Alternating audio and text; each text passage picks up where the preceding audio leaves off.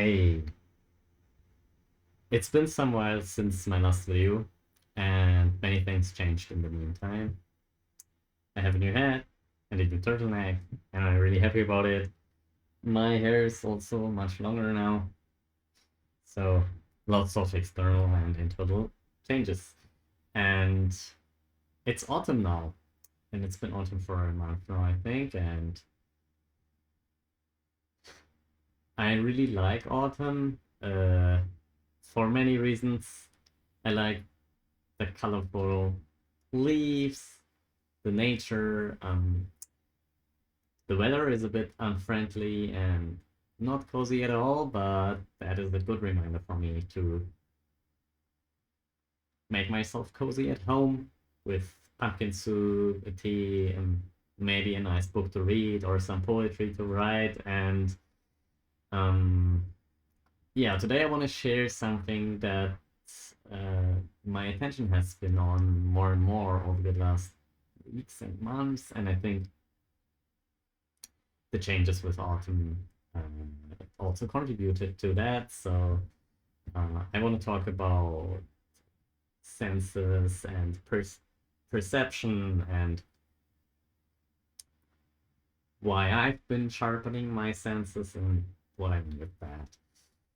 And yeah, autumn is such a colorful season, and related to that, recently, it's been a few months actually already that I noticed something, but it kept my understanding of it kept increasing. And it is related to colors. But um, first of all, I want to talk about perception itself.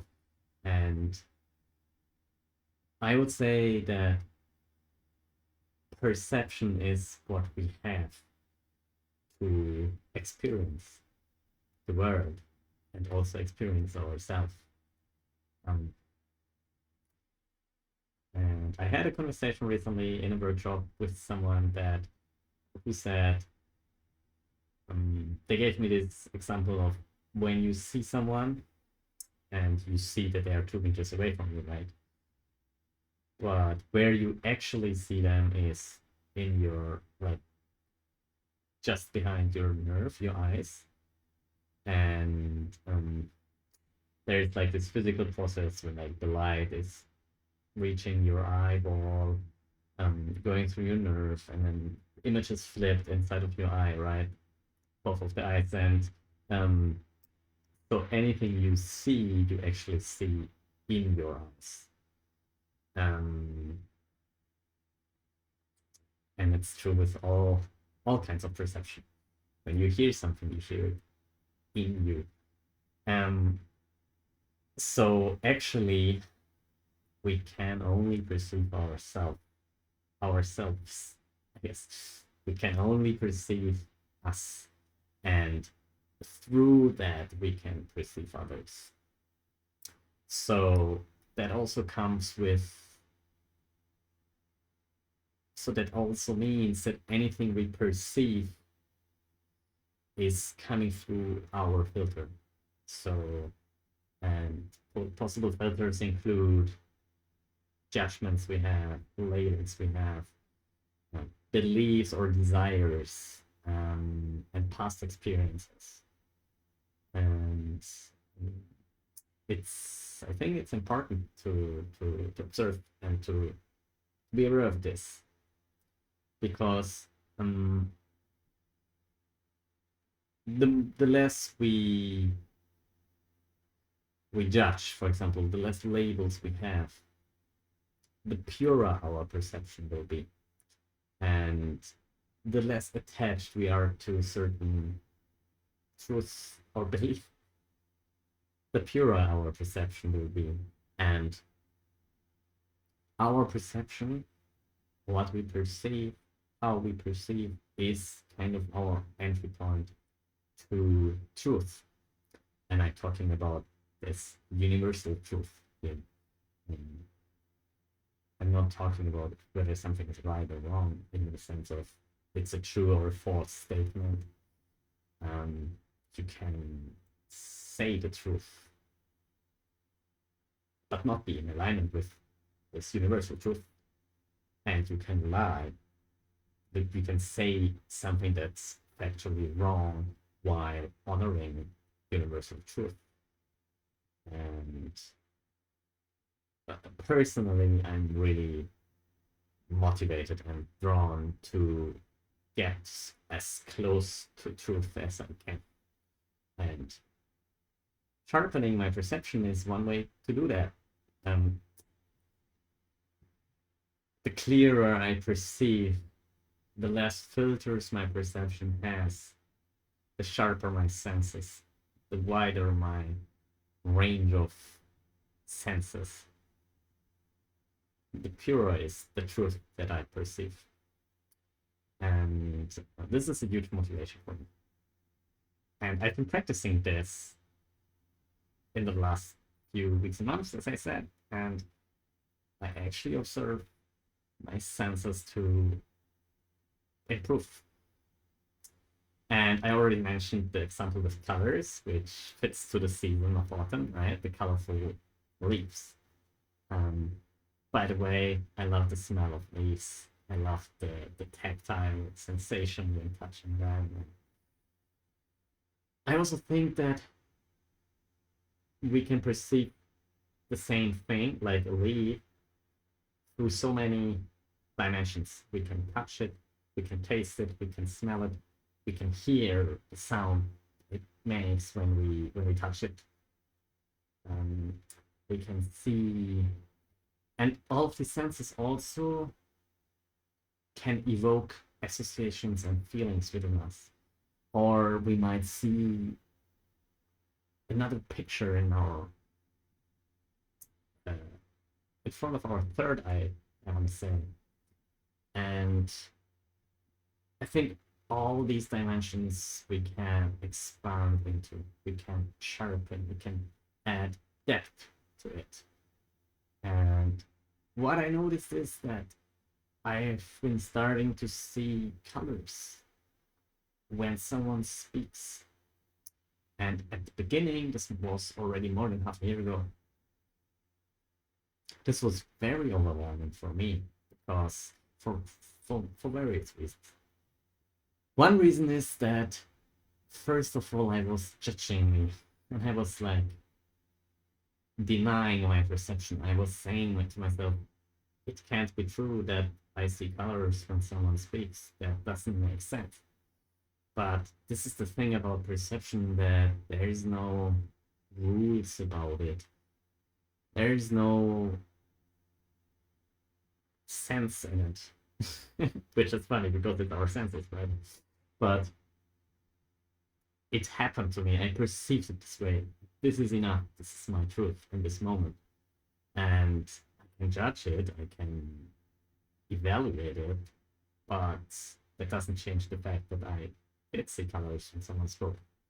And who knows, maybe this is my mind playing tricks on me, or when someone says something funny, I have an association with orange, for example. When someone says something sad, I have an association with black, and this is why I see those colors. This could be like, maybe there's nothing to it, but that put me in a very stressful situation because I was judging myself for it and I was denying my perception, which it's basically denying myself, right? And also, I am the authority over my perception. No one can deny my perception. Their perception might be different, but that's their perception. On the other hand, I cannot deny their perception. But me, within myself, I am the authority over what I perceive. And this is also a big lesson for me, and something I'm still practicing and getting better with, I would say. And another reason why I was getting stressed is I used to get stressed when I picked up contradicting signals from a person. For example, they would say something nice, but their voice would be sad. It would stress me out, and I would think, oh no, why are they contradicting themselves? and I would start to like get involved in their imagined trouble. Maybe they don't even have trouble in this moment. This is another thing I practiced to stay within myself and stay with me, even if I notice there's a perceived discrepancy between what someone says and how they say it. This can happen for many reasons. Maybe I'm just illusion, like maybe it's just my illusion. Maybe they said it in a nice way, but I was projecting my fear into it. Or they might not be aware that they're letting shine through some emotions with what they say. Um, it is their responsibility how they say something and so on. So the point is, I don't need to get stressed in this situation, but observing it is still okay, and it expands the possibilities I have. So if I hear someone is speaking about something nice, but with a sad voice, I can just ask, "Oh, I noticed, or it seemed like you're saying it in a sad voice. Do you want to elaborate? Is there something you want to share?" So I can open up space for them. Or I can simply notice it and kind of be aware of that and let it be, basically. And what happened when I saw colors is that the colors I saw were not in alignment with the words I heard and the voice I heard. So that was difficult for me at the beginning, and it was overwhelming. But after practicing this more and more, I'm now totally fine with sometimes seeing colors when someone speaks. And it's, for me, it's very enriching, and it expands the band of information I'm able to receive. And sometimes I see different things, like different objects or scenes or animals, but colors is something that happens quite often, and that's been really nice. And I want to share a bit more about two kind of ways you can sharpen your senses, two dimensions. One is the width. You can widen your senses, or you can deepen your senses. So widening your senses is kind of adding a new dimension. Like I described seeing colors, it's a new dimension that I wasn't aware of before. Or if you're just listening to something and then you also see, that's adding a new dimension, that's widening your senses. And then there's also deepening your senses, which is adding depth to one existing sense. And the example I have for this is in soccer, in sports. If you know soccer, you can kind of see the skill of a player. It's a skill of your eye. You, of course, it's more, there's more to it than just seeing, but you interpret it, and you have some pre-existing knowledge about soccer. But for example, if you're new to soccer and you want to learn who's a good player and who's less a worse player, you can train your eye, literally train your eye about that. So you study the good players, and it's a way about the body language. You can just tell how this person handles the ball. What is their control? What is their positioning? How fast are they moving? It's literally a language of the body you can learn to read with your eyes. So that is adding depth to your sight. And you can do this with any sense. You can add depth to your hearing. You can start hearing nuances in the way someone says something or in the way they don't say something. And I really encourage everyone to widen their senses and deepen their senses. And why? Because, as I mentioned before, your perception is kind of your entry point to truth.